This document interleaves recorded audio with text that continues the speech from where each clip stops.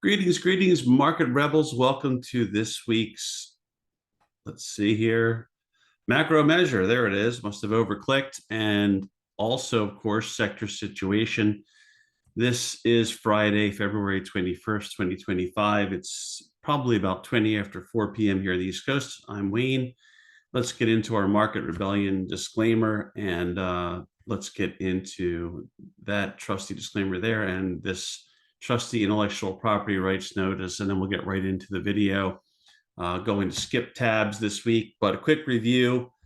See if I can get the laser pointer. Just had some really bad sleep, so I'm really trying to get through the week here, get this ready for everyone. Hopefully it will help out. This is a quick review. So I did some highlighting on here. We had reached a juncture where we thought the way things were shaping up, they really should try a breakout attempt in the market. We said it was there for the taking. Things flipped around positively. We had the DXY and TNX seemingly heading lower. That could hopefully hope.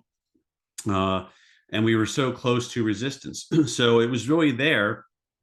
Fortunately, though, we did note that there were a lot of other things that were problematic, which is why we've been saying that it's interesting to say the least. And then we said we kind of remain concerned or should remain concerned because we had kind of that lull. Everything was kind of like not doing much, but really is eventually it's going to, and you're kind of just waiting for that to unfold and not really thinking about the downside that much because the way things had played out, and it seemed like that consolidation had pretty much ran its course or was about to end, and we'd move on to another phase. But we didn't really get that this week. We wouldn't dismiss the juncture last week because we still had a pretty solid complexion and we still had the long-term trends in our favor, but we were just sticking with it because this thing hasn't been acting great. Now, it doesn't have to act great all the time, but I think that's when you have to be on guard. When things are really running, you almost don't even have time to think about how great they're acting because things are so strong.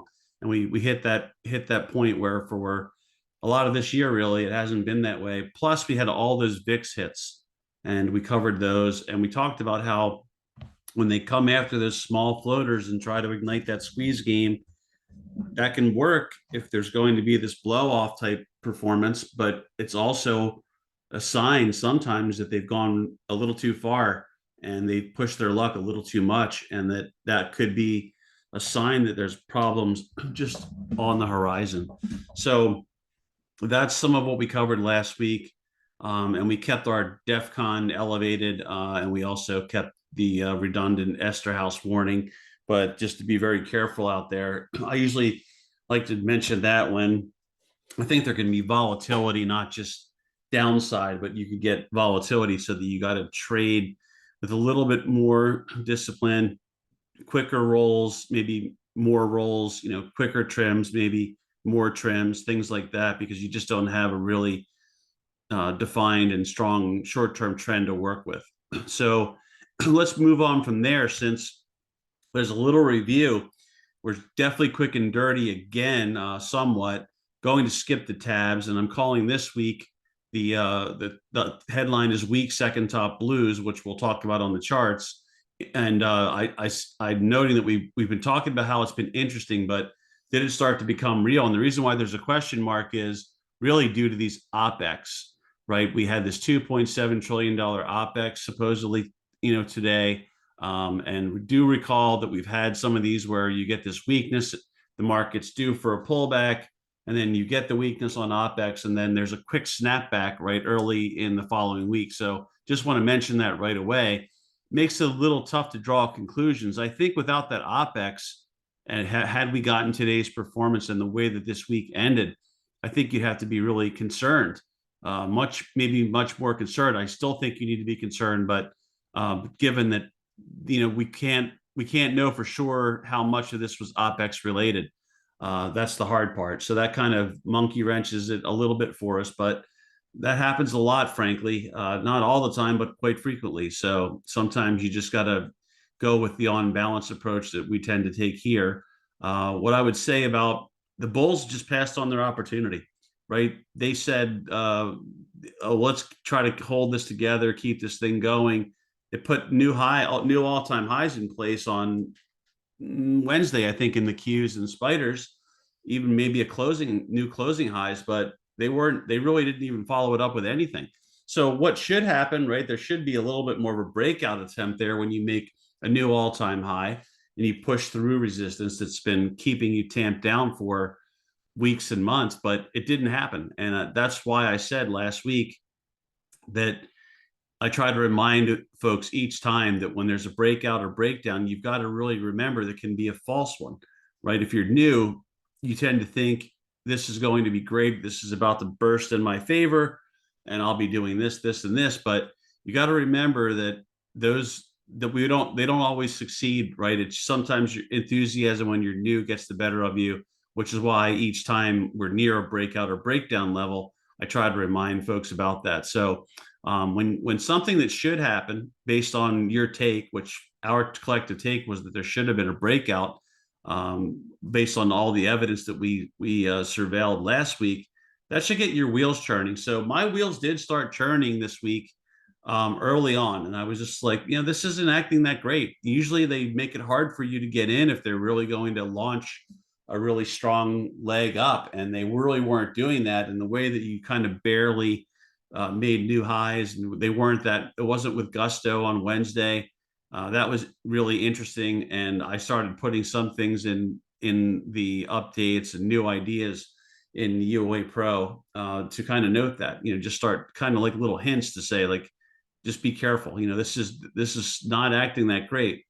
They did have CNN Fear Greed and AAII in their favor, and still Bulls passed on the opportunity, right? So that gets back to what should have happened and doesn't, should really immediately get your wheels churning as a trader uh, if you're new, especially if you're new, right? So the folks that have done it for a long time, they know that if the market's not behaving the way that it normally would or should, that should be your red flag. You should be on the edge of your seat. So I just want to reiterate that.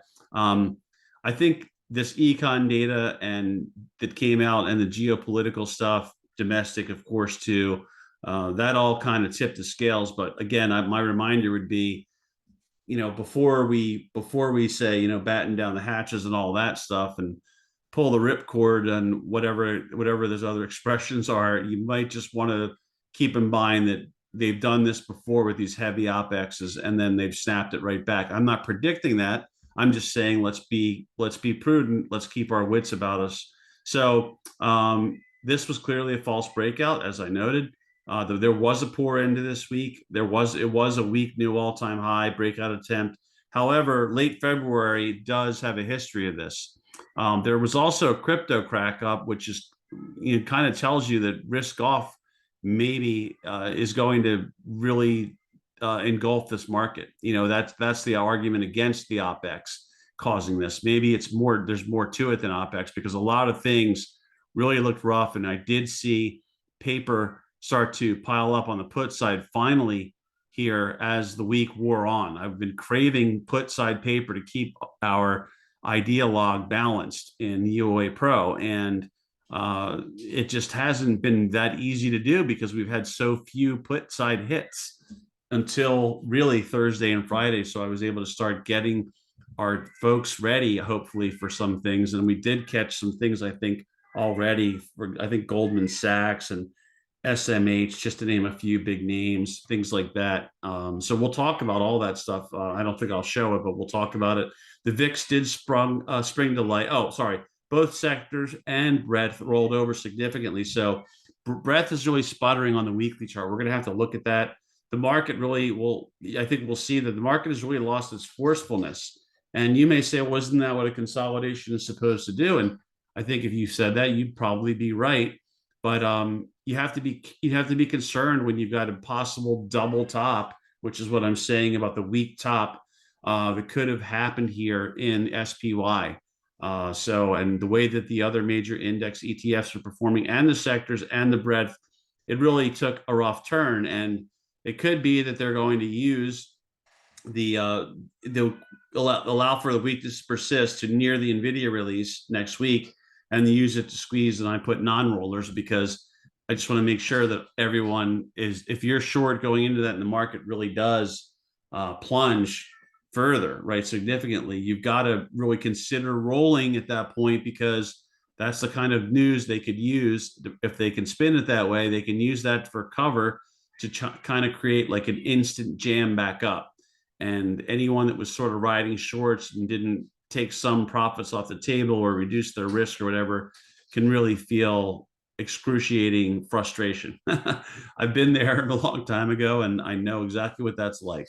So anyway, VIX sprung to life. We did cover so many of the UOA hits in there along with our tabs check. And we were lucky on the timing again on that, because I like to do that, but I know that a lot of people don't like when I do that. So I try to avoid it. But every now and then, I guess my luck on bringing it up has been pretty good, because I kind of let it sneak into our presentation when I feel like the charts, the situation overall, and just the information itself is all percolating enough that we need to really look at it, even though I know a lot of people don't like the length of these videos. But it's part of the mix for me. So it's hard for me not to mention that and feel like I'm doing right by folks. Anyway, these are all covered. So yeah, I mean, it was good that we covered those tabs. It was good that we were lucky on that timing, and at least everyone got to see that there were some major VIX things hitting.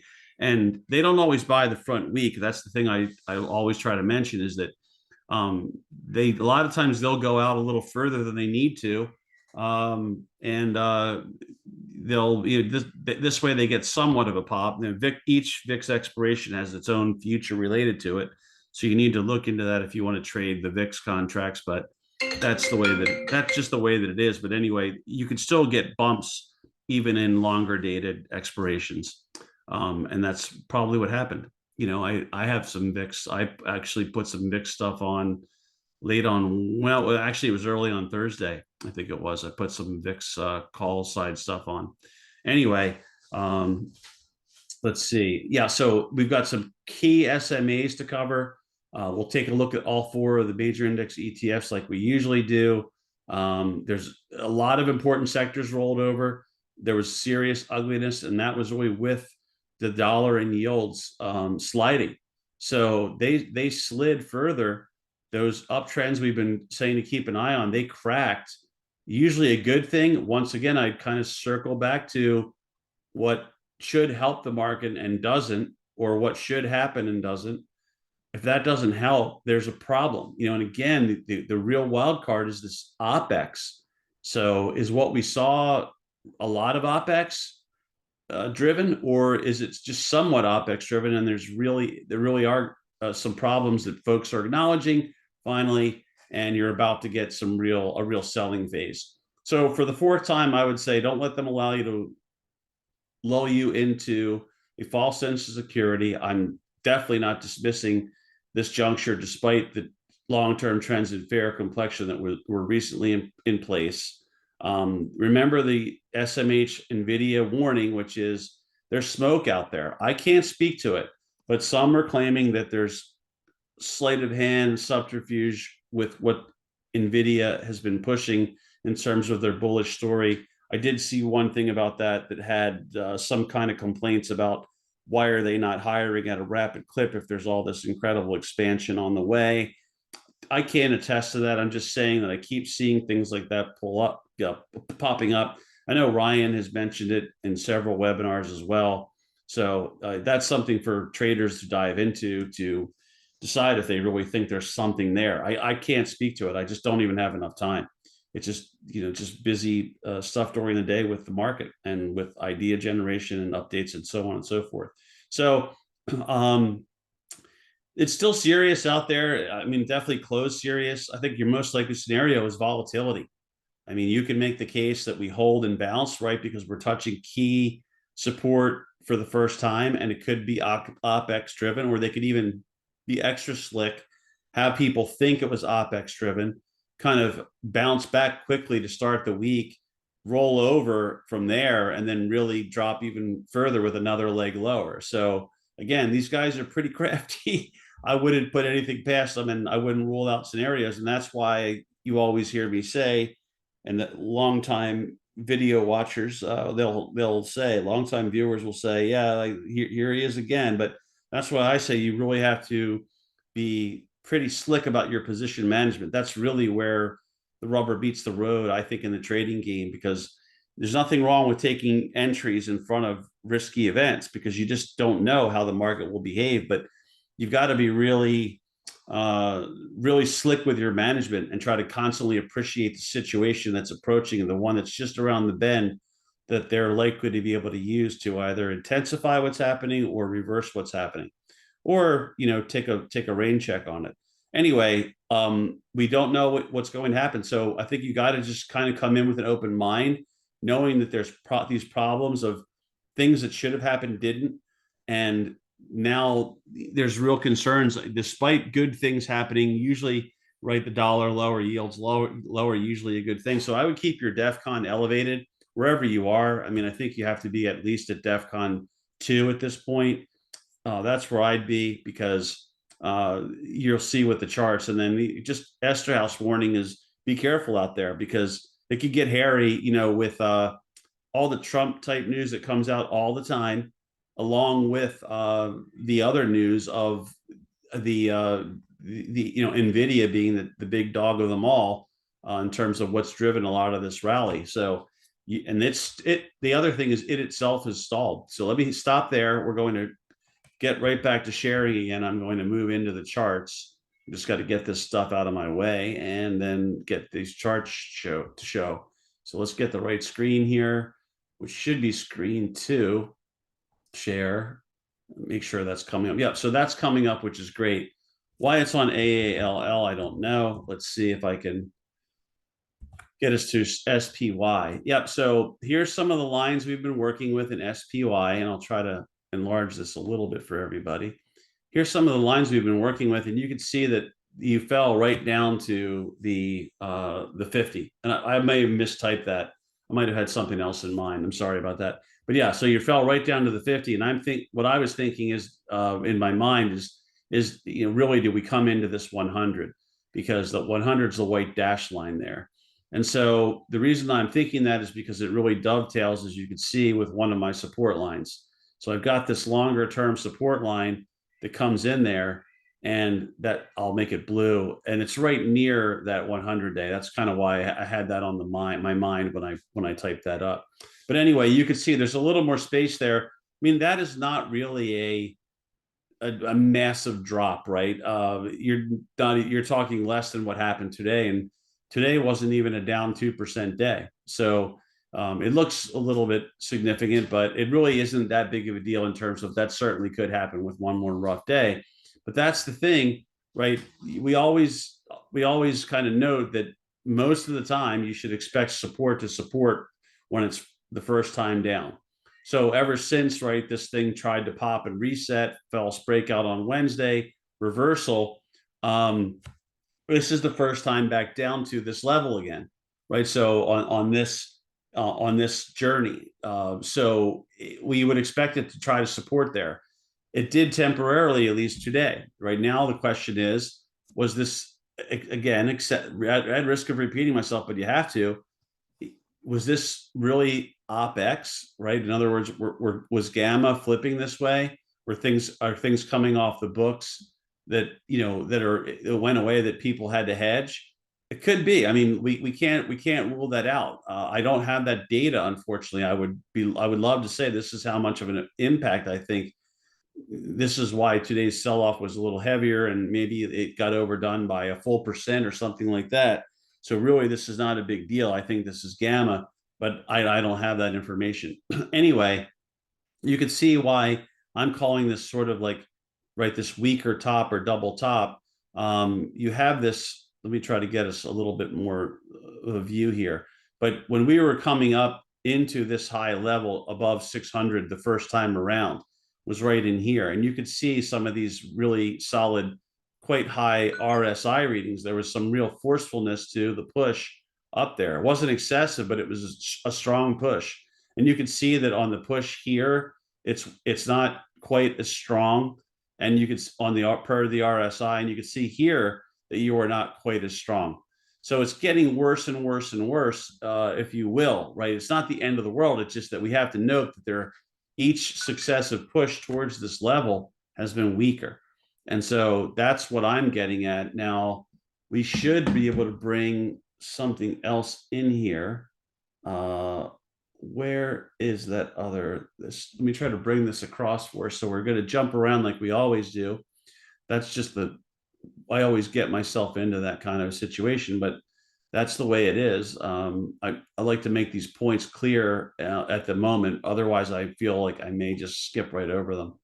So this to me is pretty telling, where things started looking better in market breadth land.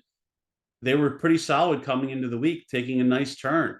But now, with this additional week of data, what we have to note is that really the McClellan oscillator continues with lower highs. Really, this sort of visually, it did take this high out. That was kind of a minor one, but this series of lower highs is still there. It's at risk of falling below the McClellan summation index, which is really designed to be less reactive and, well, react and change more slowly. But you could see what happens, right? That this could be a situation where you have this sort of lack of forward progress and maybe ultimately a little bit of a sell-off. Usually, right, you don't want to, you want to be more in that period where you're moving above it, you're moving above it, you're moving above it, right?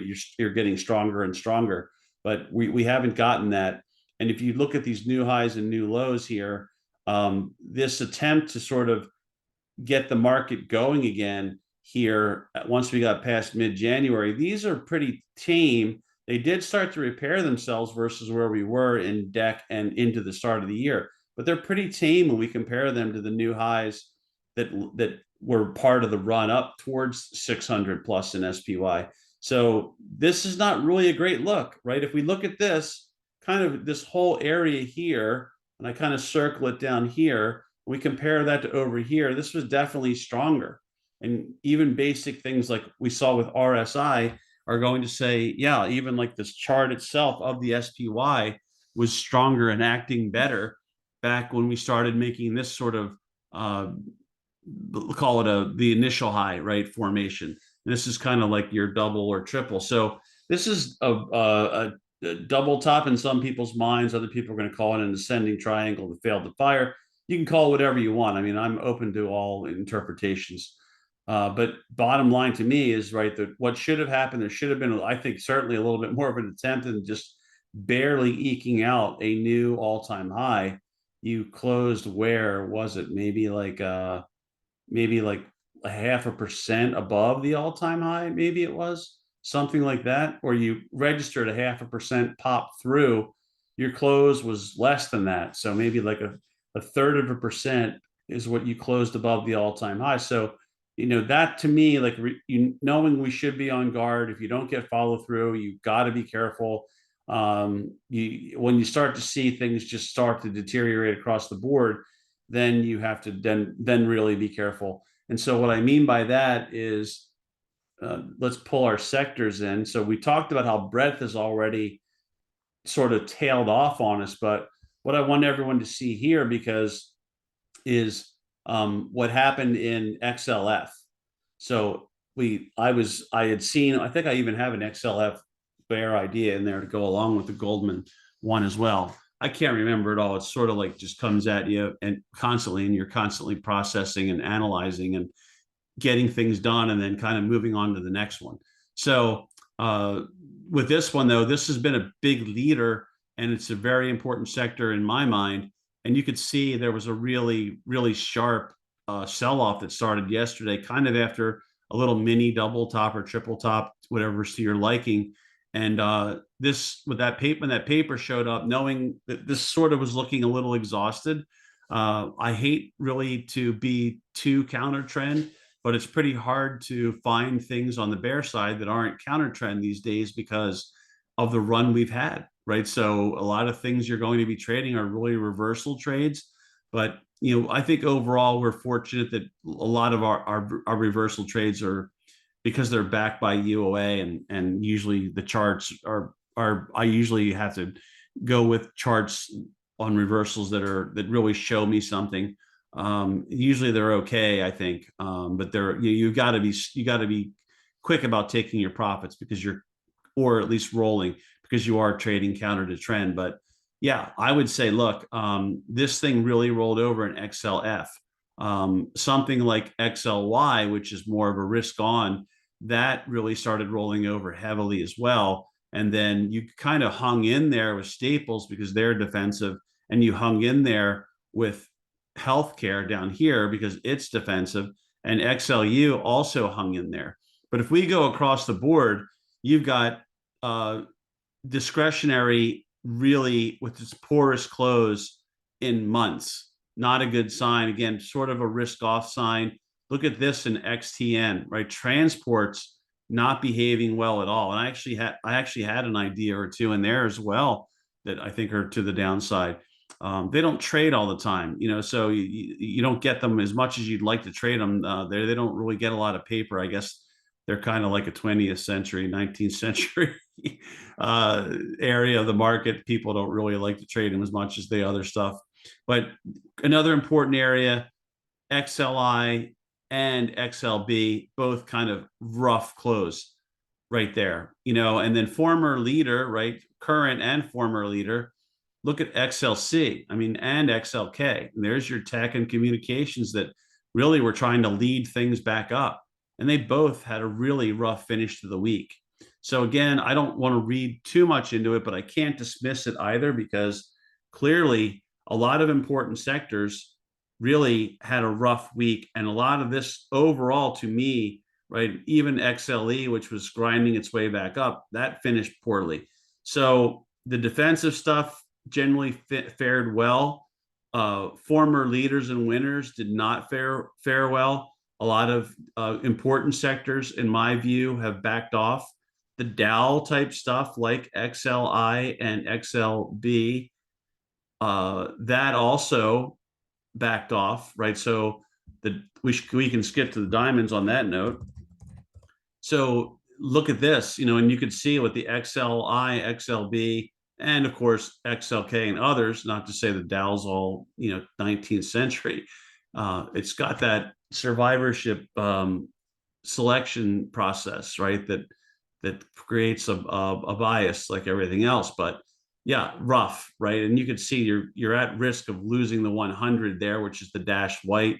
It just sliced right through the 50 in gold, went to the 100, and now you're open to the 150 or the 200. And remember, there's a gap there. We'll just point that out. So there's a gap at 425. So that's down another couple of percent. It dovetails with your 150, something, an average that not a lot of people keep, but I like to because I've seen that kind of. It left me scratching my head so many times. Like, why, if you just, why are we stopping there? There was no fib there. I don't see a lot of flatline support there. Or, I don't see why this would stop there. And then I noticed that a lot of times you add the 150, it kind of gives you at least a little bit of insight as to why things stop near there. Usually it's between the 100 and 200. 200 being purple in a rising market. So you kind of understand where I'm coming from. But yeah, I mean the diamonds with a lower high rollover, not a good look, not a good look.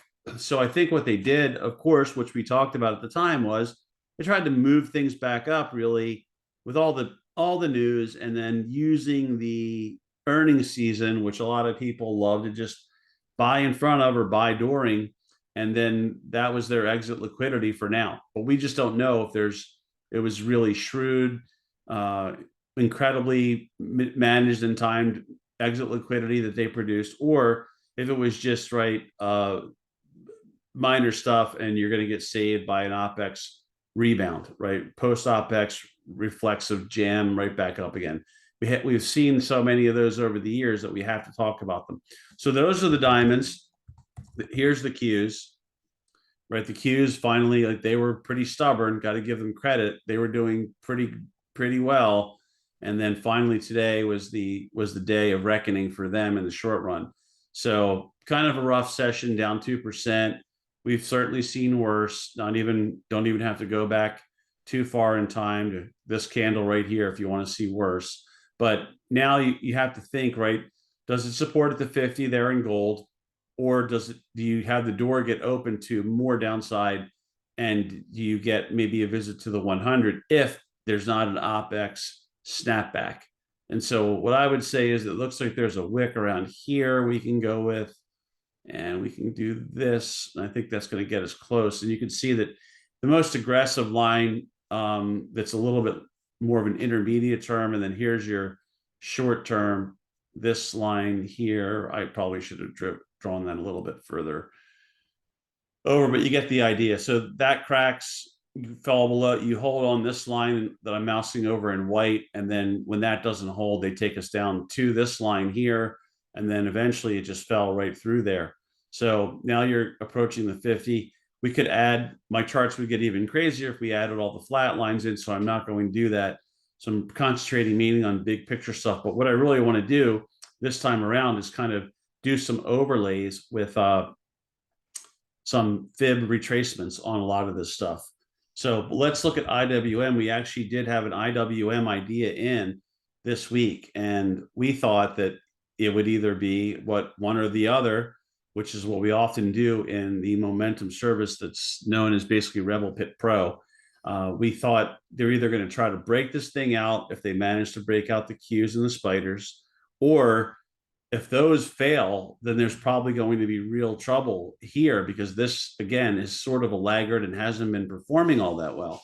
So it took really until Thursday to get this to start to break down, but at least it finally did for subscribers. And I hope that they had a good finish to their week, because I saw the alerts going out and many additional levels were added. And remember, this is pretty cheap to trade at times. I don't have the vol up there or what it would have been, let's say, on the first day of the trading week there, but we thought the volatility. I think we thought the volatility was reasonable, and that would make a lot of sense given that what led into that Tuesday where we opened has been a lot of sort of consolidation, right, and sort of pent up energy. So let's go to let's hope that this is there, and let's hope that it's there. There it is. Yeah. So what we can do, and I already started doing this just to save a little bit of time. So what I'm going to try to note for everybody is I took this leg after this major corrective action back in late summer. Then we had this really nice leg up, right, that really persisted until really Wednesday to this point. Now, there could be more to it. We don't know. So we're only operating right as far as we can go right now. But what if this is the top, not the top of tops, but the top that leads to a stronger, longer corrective phase like we saw there in July and August? What if that's the case? Well, then we would start to measure where we can retrace to.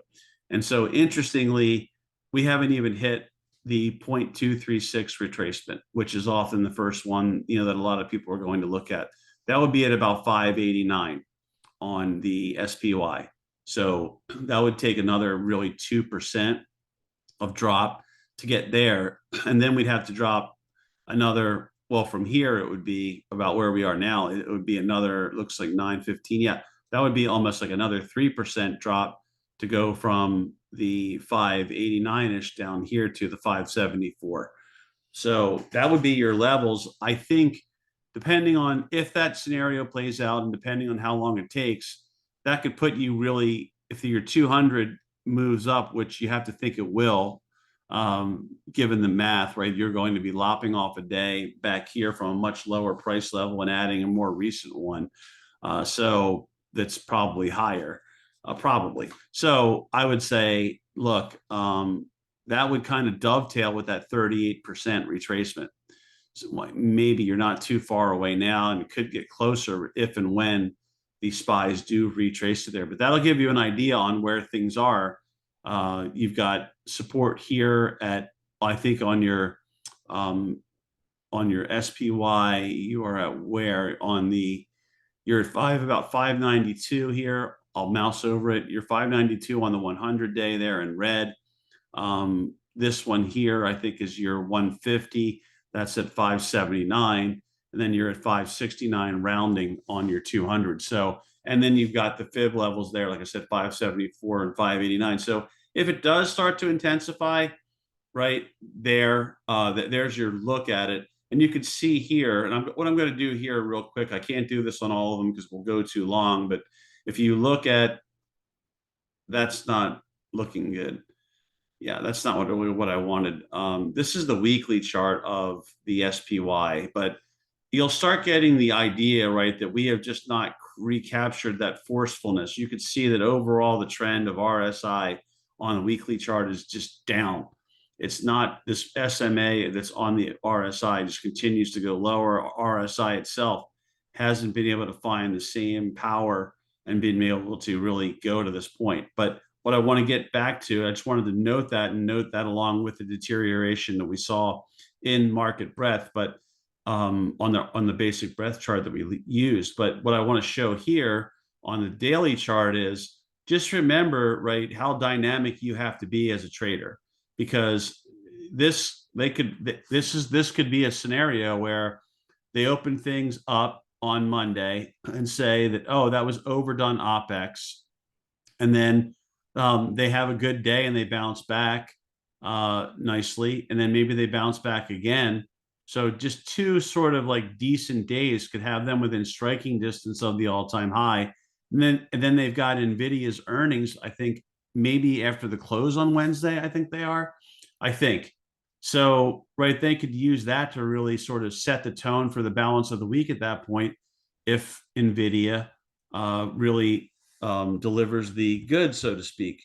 So with that in mind, let's look at NVIDIA. And what I'm saying is, I don't know what the deal is with all this sort of smoke that's coming out about the company. I've already said that week after week. I just unfortunately don't have time to follow everything.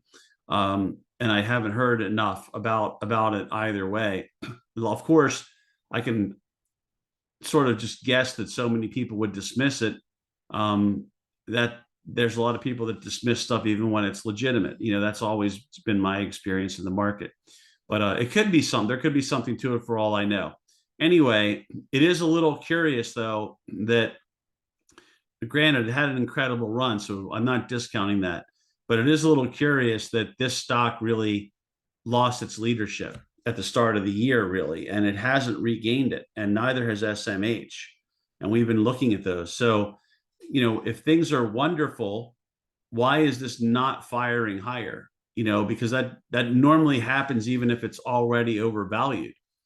The other flip side of that argument is, well, a lot of people have been buying this smoke story, and it's going to turn out to be just that, smoke. And so there's going to be this massive upside surprise that's going to ignite everything all over again.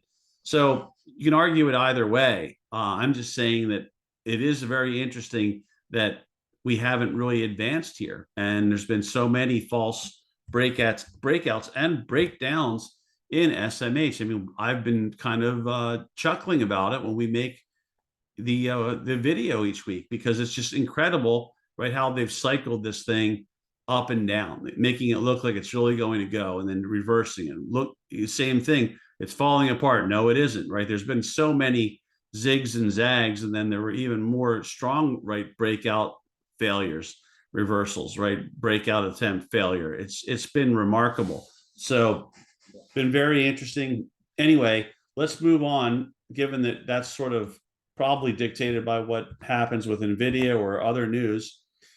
Here is IWM. Let me get rid of this old fib that we were using there. Here's IWM. This is obviously taking a turn for the worse. Now, we do have to note, right, that it's getting close to an area where the gang does some of their best work. There's the 200 in blue. There's your bottom, right? That you get very close to it here, and then they bottom and jam it. You get you touch it here, they gap it below it, and then they jam it, right? So you can't be shocked. This is, again, why I would say watch out for your false breakdowns. But you have to be concerned about, again, it just can't muster anything, even with rates and the dollar coming down. Now, the dollar may be not a big deal compared to the S&P or the Dow, but certainly rates lowering would theoretically be good. But I think the economic data just hasn't been that great, and it's been okay. And there's, I guess, a possibility that it becomes dialed in more towards reality. And if that happens, then it's certainly not going to be, in my opinion, not going to be a positive sign, because I think our government's done a tremendous job at somehow convincing people to still talk about what most people know to be, that follow the markets and our professionals know to be essentially bogus data. But everyone still talks about it like it's real. I don't know if it's just habit. I'm not saying anything negative about this, folks. I just don't share that opinion. When something's bogus, it's bogus. I can't talk about it as if it's something real. So I need to be convinced otherwise of that, or I just can't talk about it that way. But anyway, yeah, there's some serious stuff happening here. We can move this line. It was important, and we can probably move it over to here. And you can see that maybe that line matters now. So that's close. But yeah, there's some risk piling up here. You're looking really rough overall here. So this is really at risk. I think you have to look at it and say the bears are nearly fully in control of this point. If this low gives out, you have really, a leg lower, then you have this sort of consolidation of that, and then you have the start of another leg lower. So I think you'd be looking at a second leg lower. This is a pretty strong leg too. So if it were to even come close to matching, 3/4, let's say, or 2/3 of this leg lower, percent wise, that would be a rough ride lower for IWM. So I think you have to be concerned there. I'm going to drop a fib on there. Let me see though if we can get a fib that's going to give us we can get a better fib than what we had on there. Let's see. Yeah, I'm probably going to go with the lows that got formed. I'll probably go with these lows that got formed to kind of keep it in line with the other fib that we had. So let me get a fib going here. I'll drop it right there. I'll bring the high up to right about, it's giving me a hard time. Something's not working. There we go. Let me get this dialed into the penny. I don't want to give anyone bad data coordinates. Let's see here, low of 196.70, pretty close. And then up here, my high is 244.98. Not too bad. I'll take that as a decent landing spot. So this one clearly a little bit further along. We know that due to its not being able to participate all that much in the rally the way other indices have. And so, yeah, I mean, this is going to get maybe down to the 0.618, the natural fib right there. That opens, that's the 50 SMA as well.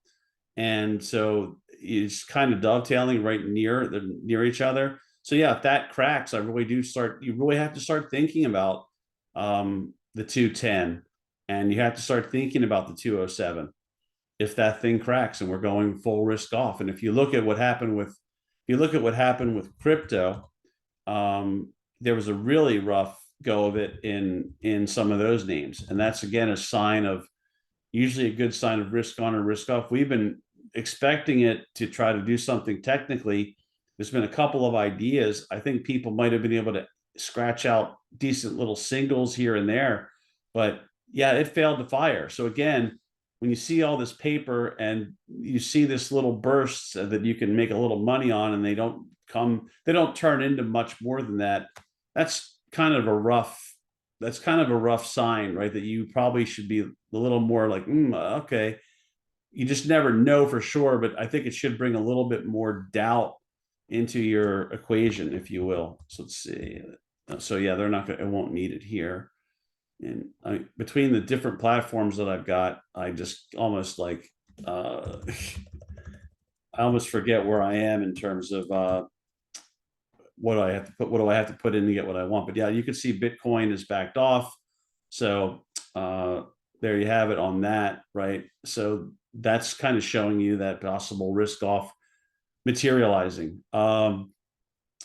Did people head into the other problem is going to be, I don't know it on here. I like to stay, it might just be as simple as TNX. And fortunately, trading view is great for a lot of reasons, but that's one of them. The symbols are more simple than for a simple person like me. They're just easier to remember. Like, it's a dollar sign, is it slash? what is it? But yeah, it's just TNX. But so yeah, TNX, that could be falling for safety, right? If people are buying bonds and yields are going down, then that could be the reason why that's not helping. Just wanted to mention that as well. So let's go now. Let's finish. I think we did spiders. Let's do Qs and diamonds on your on the fib retracement. We're going to use that. Thank you, Samsung, for making that announcement right in the middle of a video. We'll use the same low. Let's get a little bit more verticalness to what we're doing, give you a better perspective.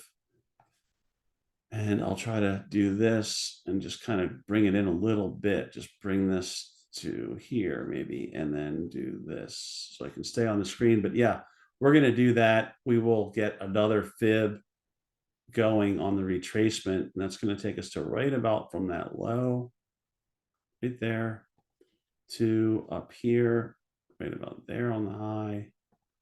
And then I'll make my adjustments because I don't want anyone to accuse me of not being accurate on my numbers. So 540.81. And there's always that guy out there that's going to do that.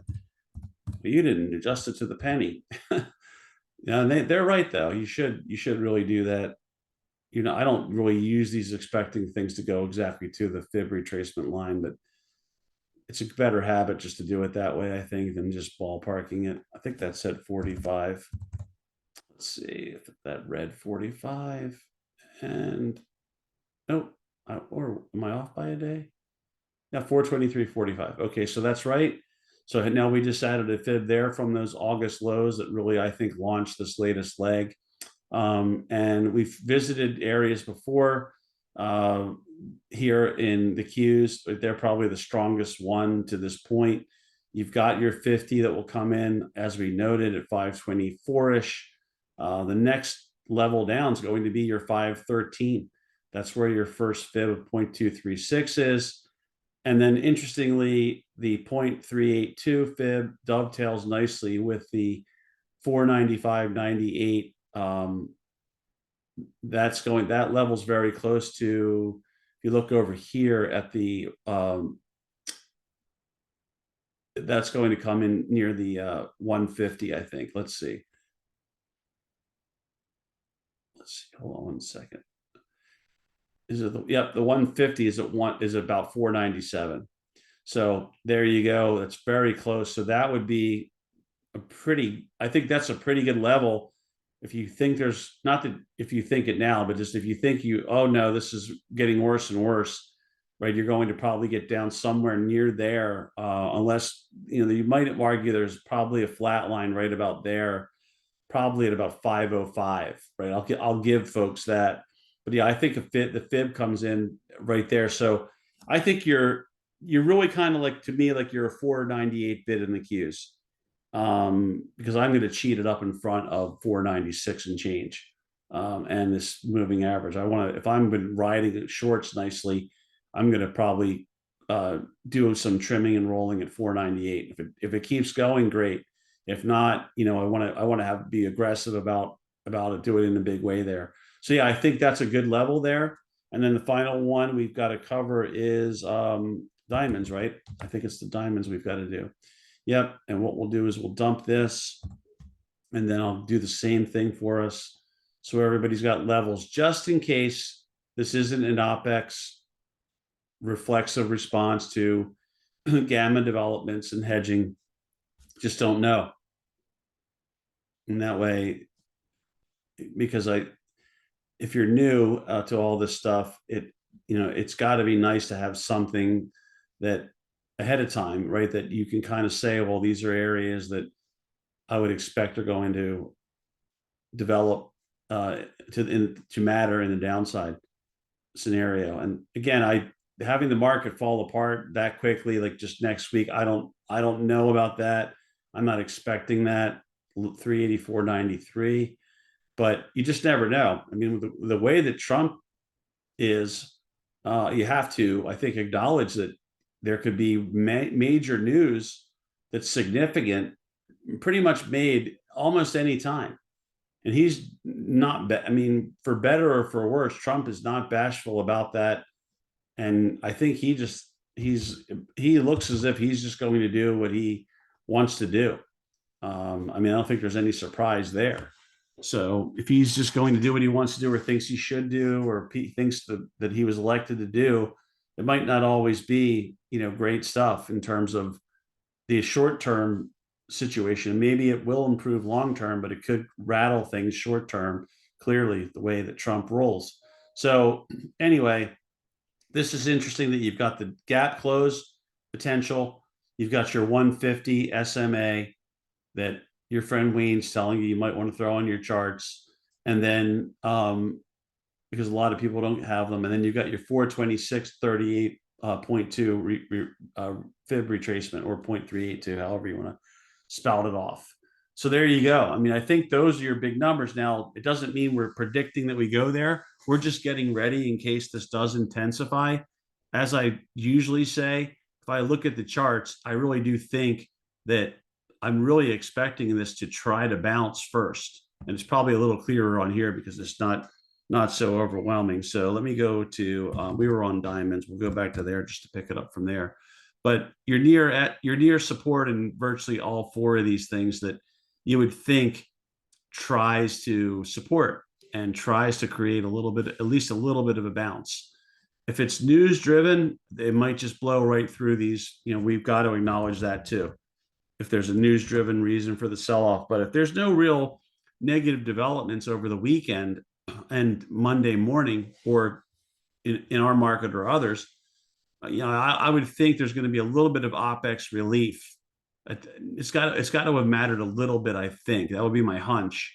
So I think there naturally be just at least a small bounce from here, and then you have to evaluate what's going on with this bounce. Is the bounce really forceful, and people are really looking at this as a great buying opportunity that was really handled to them on a silver platter by gamma developments, or is the bounce kind of feeble, right? And it's already rolling back over, and the news out there just isn't good. It's not horrible. Like, I can point to this, that. Here's why we should crash. But maybe the news isn't that great, and you're thinking, okay, well, this, like, how do you bounce? There's nothing really to bounce with, right? I don't have any news to cling to say, yeah, things go up. But they remember, there doesn't have to be news. There's plenty of inexplicable bids. I call it the waft algo. There's this thing that I've seen them use, in my opinion, for, well, I feel like it's been around for a very long time, over 10 years probably. And I call it the waft algo, and it just gets turned on, and it just almost like this relentless slow bid higher.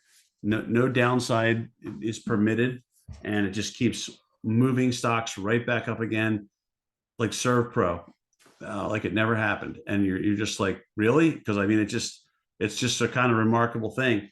So they turn that on, you could waft right back up. It could be inexplicable. It could be in the face of news. And that's why, right, you just have to do your best to manage things, which is why I'm saying, with the kind of news that we could be seeing from the administration, from the world itself, from companies, especially NVIDIA, you really want to be on your toes, I think, and manage things with discipline, which means, again, I'd say slightly quicker trims, slightly quicker rolls, maybe more frequent trims and rolls. Not to say you just abandon your positions. It's just that as long as they're working, ride them, but you've got to just be cognizant of the fact that they could move something right back up, waft it right back up, and it might not even make any sense. It might not even have any news backing to it. Same thing can happen on the downside, but I feel like when the market's going down, usually some sort of a realistic reason emerges that you can find or is assigned to it. When the market's going up, I feel like it's, they threw like a dart at a board, and it landed on some option that they note, oh, this is the reason why. Because a lot of times it just goes up because people are buying, and they assign, in my opinion, they assign a reason to it. But anyway, I think that's it. I'm trying to think if there's anything else that I meant to share with everyone. Let's see if we can bring our slide up for one last time.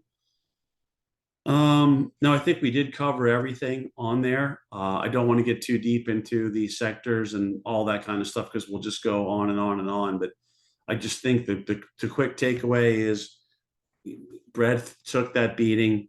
That was kind of a real reversal of what we saw. And so we have to respect that breadth is really kind of rolled over, right? And there's some concerning kind of persistent signs of it not getting its mojo back. Um, Maybe the yields dropped because people are moving into safety. There should have been more of a breakout attempt here. The sectors themselves are kind of, I think, not necessarily screaming risk off, but they're saying risk off. Risk off occurred here on this later part of the week, especially of course Friday, and so you've got to be concerned. It's been a great run, and there's nothing wrong with giving a little more back, and it might actually make for some really good trading, and then it would give us a chance to start back up again, maybe with another leg higher into the spring, and that would not be a bad scenario to get a good swift drop that we can trade some downside plays on, and then get get spring right back. And that's actually my favorite stuff, because usually the UOA comes in hot and heavy, and it's it's very rapid fire, and then a lot of ideas can go out on recovering stocks, and you can get some really good runs. That's it's a great time to trade, and a great time to trade UOA. So we did have a little bit more VIX hit the tape this week, and I said finally did note earlier that we did see the puts, and I did get quite a few put side ideas in there. Fortunately, the last couple of days, but it was a real battle. I really was trying to torture some some things into but just in some put hits. There were small hits, and they were very few of them, but it just really wasn't there in the charts, and I didn't see problems. I just couldn't find good technical reasons to go with a counter trend trade in those. Some though I did, so I pushed those through. So on that note, I'm going to wrap up. You can probably hear it in my voice. It's been another really long week, and I've got to get a little rest here. So I want to wish everyone a great weekend. I hope you get this video early. I hope it helps you out next week or some week in the future. And as always, just want to thank everyone for tuning in. I hope you had a great week that you turned in for your trading accounts this week. So everyone take care, and be in touch soon. We'll start it all back up next week.